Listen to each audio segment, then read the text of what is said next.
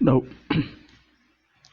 how will you relate these things to our air quality management concepts? Generally, we make measurements of pollutants in the air quality management scenario.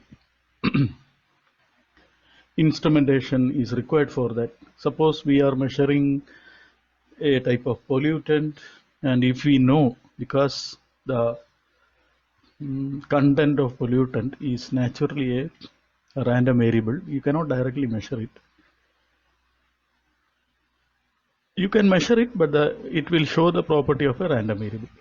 So if you know the mean of the random variable, that is mean of the content of pollutant is 50 ppm from statistics or from the history.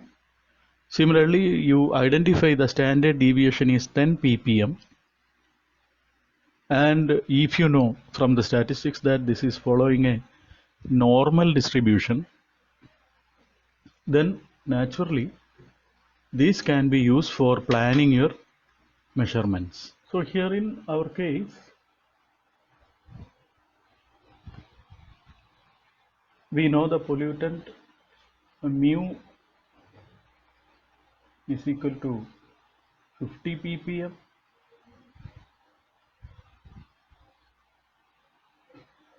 sigma is equal to standard deviation is 10 ppm, and we say that this follows a normal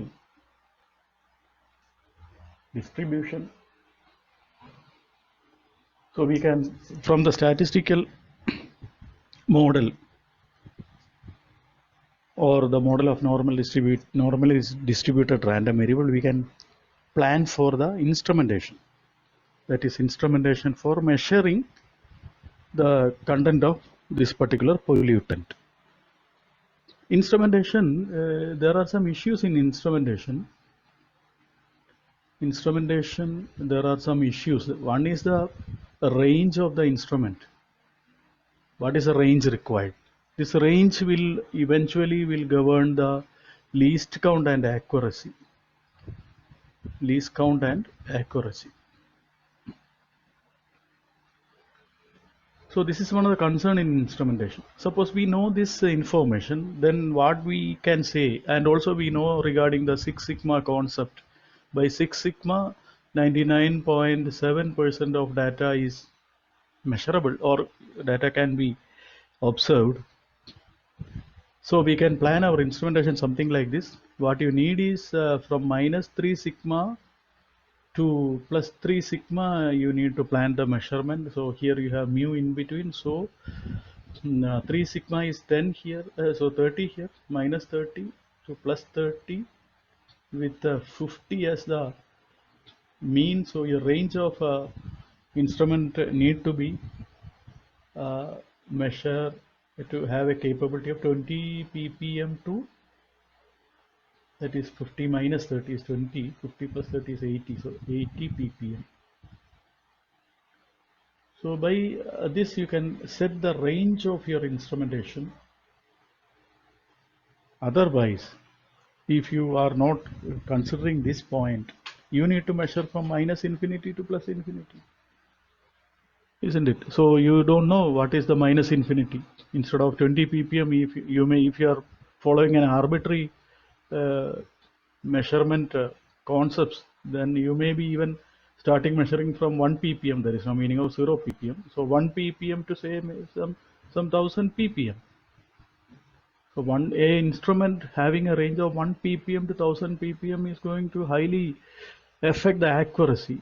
And if you try to keep the least count the minimum, your instrumentation is going to be very costly. Or otherwise, if you need to save the money, you have to go for a less accurate measurement. So that is the advantage of using the statistical or probability models. So with this, with proper confidence, nobody is going to ask you why you are not using 1 ppm to 1000 ppm. You can, why you are using only 20 ppm to 80 ppm instrument. You can easily, even though this is a big range, it's a small range compared to a big range, you can justify this small range by using the concepts of Six Sigma. Okay, so that is a practical application of what we have studied so far. And now after this we will move on to the modeling, Gaussian model of plume the Gaussian model of plume dispersion or dispersion of pollutants. So I conclude for the time being this part.